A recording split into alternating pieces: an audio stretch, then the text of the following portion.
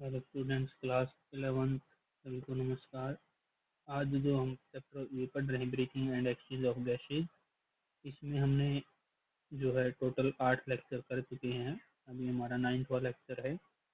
इसमें हमने पिछले लेक्चर में जो है कुछ बेसिक्स टर्म्स के बारे में बातें की थी। अब आगे हम इसमें देखते हैं कि कैसे क्या इंस्पायर्ड एयर जो है और एक्सपायर्ड एयर कैसे किस प्रेशर के अकॉर्डिंग जो है वो आगे डिलीवर होती है। जैसे कि ये डायग्राम हमने पहले भी देखा था। इसमें एलोवेलर एयर का जो है देखा था कि इसमें कि भी प्रेशर कैसे होता है। एटमॉस्फेरिक प्रेशर के बाहर ज़्यादा होता है, अंदर कम होगा तो बाहर से अंदर की तरफ आएगी एयर। और अगर अंदर ज़्यादा है तो अंदर बाहर कम है तो अंदर से बाहर की तरफ जाएगी, जैसे कार्बन डाइऑक्साइड मूव करती है। ठीक है। फिर हमने पढ़ा था कि उसमें कि जो कार्बन डाइऑक्साइड है उसकी सोलबिलिटी जो है वो ऑक्सीजन से ज़्यादा होती है, 20 से 25 टाइम्स ग्रेटर होती है ऑक्सीजन से। और अमाउंट जो है सीओटी की वो जो है can diffuse through the diffusion membrane per unit difference in partial pressure much higher compare to that of oxygen. और एक बात और भी, जैसे कि सोलिबिलिटी जैसे कि ज़्यादा है कार्बन डाइऑक्साइड की, वैसे ही जो कार्बन डाइऑक्साइड का अमाउंट है वो ज़्यादा डिफ्यूज हो सकती है डिफ्यूजन मेम्ब्रेन के थ्रू। ठीक है, तो ये भी इसमें जो है एक तरह से कंपेयर जो करें अगर ऑक्सीजन के कंपेरिजन में, तो इसका पार्शियल प्रेशर जो है वो ज़्यादा होता है। ठीक है, ऑक्सीजन के कंपेरिजन में। फिर हमने ये इसका स्ट्रक्चर देखा था एलोविलाई का। इसमें एलोविलर वाल देखी थी, वन सेल्ड थिक है और बीच में इसके बेसमेंट सब्सटेंस प्रेजेंट है। दूसरा जो कैपिलरी की वाल है वो भी वन सेल्ड थिक ही है। ठीक है।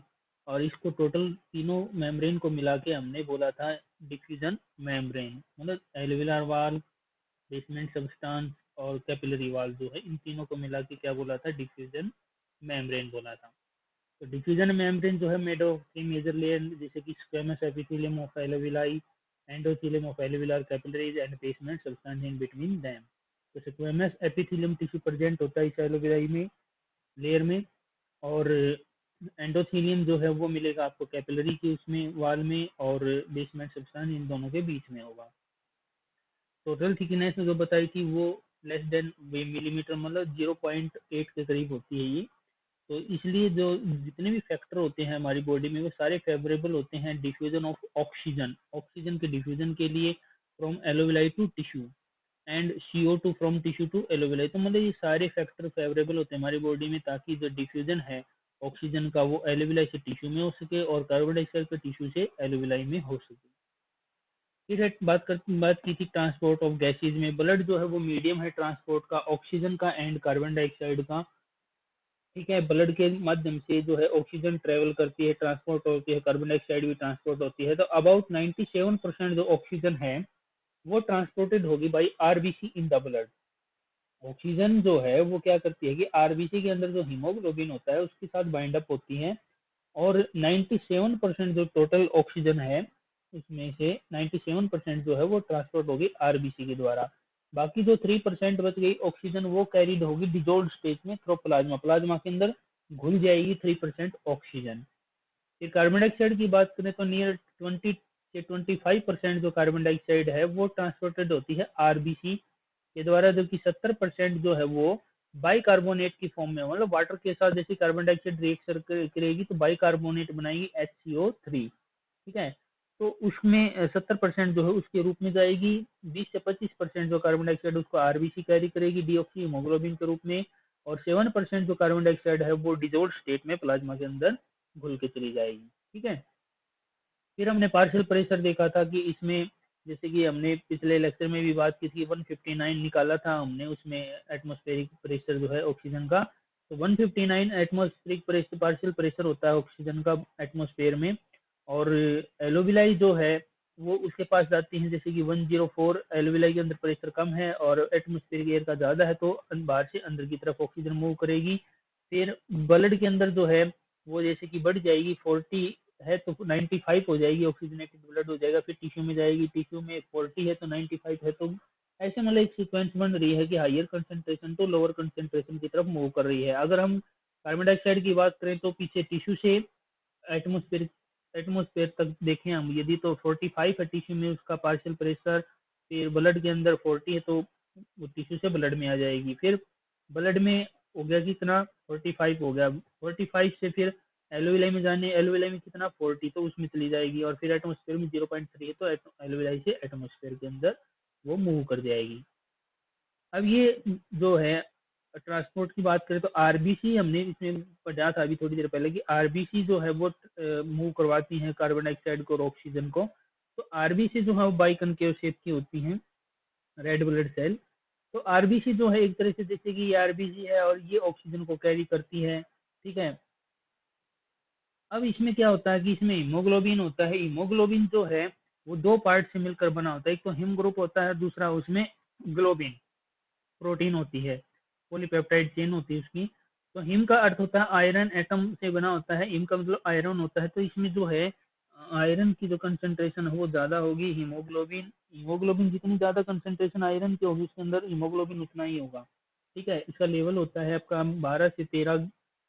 12 से 16 ग्राम के करीब जो है एक 100 ml ब्लड के अंदर देखे तो हम इसको, ठीक है। और इसमें क्या होता है कि ये हीमोग्लोबिन क्या करता है कि जैसे एलोविलाई के पास होगा जब जब हीमोग्लोबिन, तो वहां से अगर ऑक्सीजन का प्रेशर ज्यादा है तो पार्शियल प्रेशर ऑफ ऑक्सीजन ज्यादा है तो उसको लोड कर लेगा। इसमें लिख रखा ऑक्सीजन लोडेड इन लंग्स, मतलब ऑक्सीजन को एक तरह से अपने से कहेगा कि ऑक्सीजन मेरे पास चिपक जाए, ठीक है। उसके जो बॉन्ड है उसके साथ बॉन्ड बनाएगी।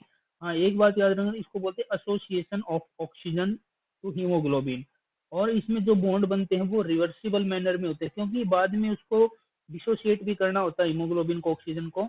तो अब जब जैसे ये टिश्यू के पास जाएगा, लंग से जैसे टिश्यू के पास जाए, टिश्यू के पास जहाँ जैसे कि ऑक्सीजन जो है वहाँ पर ऑक्सीजन का लेवल कम होगा अंदर टिश्यू में और बाहर ज़्यादा है ब्लड के अंदर, तो वहाँ से वो डिसोशिएट करेगा, ठीक है।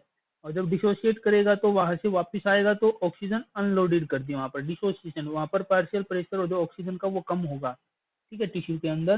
तो टिश्यू के अंदर उसका प्रेशर कम होने की वजह से वहाँ पर उसको ऑक्सीजन को डिसोशिएट, मतलब एक क्या होता है कि लंग्स में एसोसिएशन होता है ऑक्सीजन का और टिश्यू में उसका डिसोसिएशन होता है ऑक्सीजन का, ठीक है। ये देखिए ऑक्सीजन फ्रॉम पल्मोनरी एलोविलस, तो हीमोग्लोबिन मॉलिक्यूल जो हैं वो ऑक्सीजन को क्या कर रहे हैं, बाइंड अप कर रहे हैं, ठीक है। फिर ट्रेवल हो गई आरबीसी, फिर टिश्यू के अंदर जाके वो ऑक्सीजन रिलीज हो रही है सेल के पास, ठीक है। Transport of oxygen. Hemoglobin is red-colored iron-containing pigment present in the RBC. Oxygen can bind with hemoglobin in a reversible manner. Oxygen जो बाइंड होगी हीमोग्लोबिन के साथ वो रिवर्सिबल मैनर, रिवर्सिबल मैनर का मतलब ये है कि रिवर्सिबल प्रोसेस के तहत होगी। इसमें एक चीज और याद रखना, एक गैस होती है carbon monoxide CO। Carbon monoxide जो है वो इरिवर्सिबल मैनर से बाइंड अप करती है हीमोग्लोबिन के साथ। और इसमें एक चीज और भी याद रखना कि ये नॉन इरिटेटिंग गैस है। नॉन इरिटेटिंग का गैस का मतलब ये कि जब आपको जैसे कि आप सांस ले रहे हो आपके अंदर चली गई तो ऐसा कोई इफेक्ट नहीं दिखाती है कि भाई जैसे घबराहट होना या कुछ आपका दम घुट रहा है, ऐसा कुछ इफेक्ट नहीं दिखाती। लेकिन जब जैसे ही ब्लड में जाएगी तो ब्लड की जो आरबीसी है उनके साथ ये टॉक्सिक रिएक्शन करेगी, जहरीली रिएक्शन करेगी और जिससे आरबीसी डैमेज हो जाएगी, ठीक है। वो ये एक तरह से मतलब बिल्कुल साइलेंटली काम करती है कार्बन मोनोऑक्साइड। फिर इसमें एक सिग्मोइड अगर हम ग्राफ प्लॉट करें इसमें, तो sigmoid curve is obtain when percentage saturation of haemoglobin with oxygen is plotted against the pressure of oxygen. यदि हीमोग्लोबिन सैचुरेशन का मतलब ये है कि कितनी परसेंटेज जो है हीमोग्लोबिन की ऑक्सीजन के साथ जुड़ेगी, ठीक है। और उसका देखें पार्शियल प्रेशर ऑफ ऑक्सीजन देखें तो उसके कंपैरिजन में एक कर्व बनेगा, वो सिग्मोइड शेप का हुआ, एस शेप का कर्व बनेगा इसमें, ठीक है। ये देखिए ये ऐसे बनेगा इसमें। तो एक तरफ हमने इसमें जैसे कि हीमोग्लोबिन परसेंटेज ली है, दूसरी तरफ पार्शियल प्रेशर ऑफ ऑक्सीजन लिया है। तो यहाँ पर देखो जैसे कि जैसे 100% मान लो हीमोग्लोबिन सेचुरेटेड हो गया ऑक्सीजन के साथ, तो 100% भी जो बिल्कुल ब्लू कलर का पॉइंट लगा रखा है तो यहाँ पर जाके 100% होता है दोनों का, ठीक है। पार्शियल प्रेशर ऑफ ऑक्सीजन भी 100% है, जो हीमोग्लोबिन का सेचुरेशन ऑक्सीजन के साथ वो भी 100% हो गया। मतलब कहने का मतलब है कि अब जो हीमोग्लोबिन है वो पूरी तरह से जुड़ चुका है और बाकी अब उसके पास ऐसा कोई मतलब मॉलिक्यूल नहीं बचा हीमोग्लोबिन का जो और ऑक्सीजन को बाइंड अप कर सके। सारी हीमोग्लोबिन यूज हो चुका है और सारी ऑक्सीजन परसेंटेज जो है बाइंड अप हो सकी है, प्रेशर जो है उसका, ठीक है। तो अप्रोक्सीमेटली तो ये 95 ही होता है, लेकिन इसमें 100 बता रखा तो हम 100 ही इसमें एनसीईआरटी के अकॉर्डिंग हम काम करेंगे, ठीक है। ये देखिए जैसे कि pressure, partial pressure of oxygen का है 10 mmHg, तो सेचुरेशन कितनी होगी, तो कितनी परसेंटेज होगी हीमोग्लोबिन की परसेंटेज की सेचुरेशन 13.5, ठीक है। 20 से 35.0, ठीक है। 30 है तो इतना, ठीक है। 40 है तो 75.0, 50 है तो 83.5, 60 है तो 89.0, 70% पार्शियल प्रेशर ऑक्सीजन का mmHg में, तो 92.7% सेचुरेशन है हीमोग्लोबिन की, ठीक है। और यहाँ पर देखो 100 जब हो गया पार्शियल प्रेशर ऑफ ऑक्सीजन को, तो 97.5% सेचुरेशन ऑफ हीमोग्लोबिन। सेचुरेशन का मतलब कितनी हीमोग्लोबिन बाइंड अप होगा ऑक्सीजन के साथ। फिर this curve is called the oxygen dissociation curve. इसको ऑक्सीजन डिसोसिएशन कर्व भी बोलते हैं। Highly useful in studying the effect of factor like pressure, partial pressure of carbon dioxide, hydrogen ion concentration on binding of oxygen with haemoglobin. अब इसमें एक बात याद रखना कि जैसे कि कौन से फैक्टर ऐसे होते हैं जो ऑक्सीजन को एसोसिएट के लिए रिस्पॉन्सिबल हैं, और कौन से फैक्टर ऐसे हैं जो ऑक्सीजन के डिसोसिएशन के लिए रिस्पॉन्सिबल है। ऑक्सीजन का एसोसिएशन कहाँ पर होता है, लंग्स में हीमोग्लोबिन के साथ, और डिसोसिएशन कहाँ होता है, टिश्यू में, ठीक है। हीमोग्लोबिन से डिसोसिएट हो जाएगी ऑक्सीजन।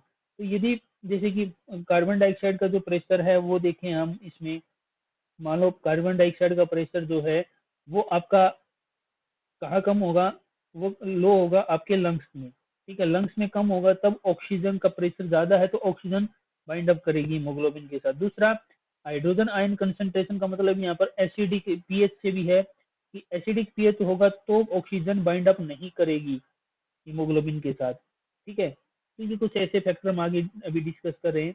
हाँ, एक बात और याद रखना इसमें कि जैसे ऑक्सीजन इसमें, अगर ऑक्सीजन की कंसंट्रेशन ज़्यादा है, ठीक है, और हीमोग्लोबिन सा पूरी तरह बाइंड अप करा, तो जो उसमें करो होगा वो लेफ्ट साइड में करेगा, ठीक है, लेफ्ट साइड में बढ़ता रहेगा। अभी देखो हीमोग्लोबिन की अमाउंट ज़्यादा है तो ऑक्सीजन की अमाउंट भी उतनी जुड़ेगी उसके साथ जितने हीमोग्लोबिन की अमाउंट होगी, ठीक है, उसके प्रेशर के हिसाब से, ठीक है। और अगर कार्बन डाइऑक्साइड की अमाउंट ज़्यादा तो फिर राइट तरफ आपका जो है करो सिचुएटेड हो जाएगा। इसमें क्या बता रखा है एक तरह से कि जो एक लिमिट राइट साइड में एक लिमिट को मतलब शो कर रहा है, दूसरी लेफ्ट साइड में कोई लिमिट नहीं है, ठीक है, ऑक्सीजन बाइंड अप होने की। राइट साइड में ऑक्सीजन बाइंड अप होने की जो है, तो इसमें एक हम ये भी बोल सकते हैं कि आर जो राइट साइड है वो डिसोसिएशन को शो करता है और जो लेफ्ट साइड है वो एसोसिएशन को शो करता है। फिर एलोविलाई में कौन से फैक्टर ऐसे हैं जो रिस्पॉन्सिबल हैं एसोसिएशन ऑफ ऑक्सीजन के लिए, ऑक्सी हीमोग्लोबिन की फॉर्मेशन के लिए।